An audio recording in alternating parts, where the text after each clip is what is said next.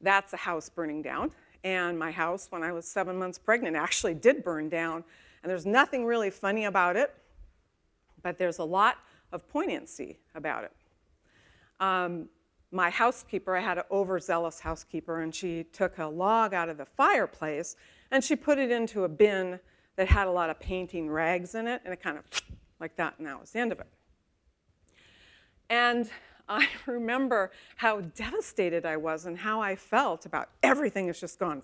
This is the end.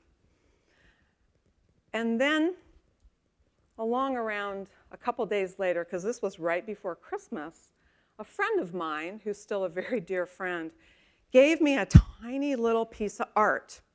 And it was Japanese calligraphy. And it was written by a poet and a samurai. And all it said was, now that my house is burned down, I now own a better view of the rising moon.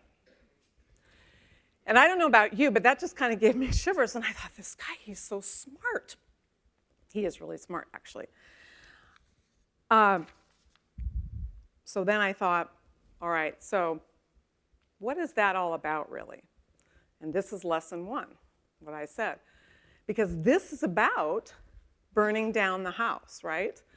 And you mentioned we had a new name. You mentioned we had a new brand. Yeah, there's an example right there. I've got a lot of them when I've kind of taken everything that I was and changed it.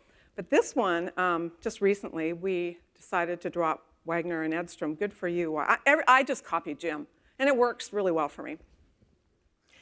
And we took our names off for a reason, which was it's always been about we, right? It's always been about the collective. But that is, in a sense, burning down your house, because I built it. It was a big thing. I built it. It was so important to me. And I said, what can I do differently to really reinvent? And that is about burning down your house.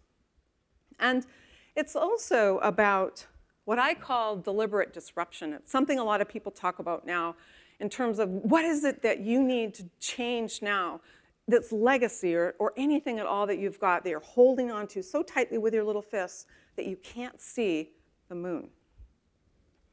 And so I think the way I like to leave on this story is to say that this is about trusting that if you do disrupt, you will see the moon. I guarantee it. So that's lesson number 1. And I ask you the question when you go away, what do you in your business need to disrupt? What do you really need to do differently? Think about that.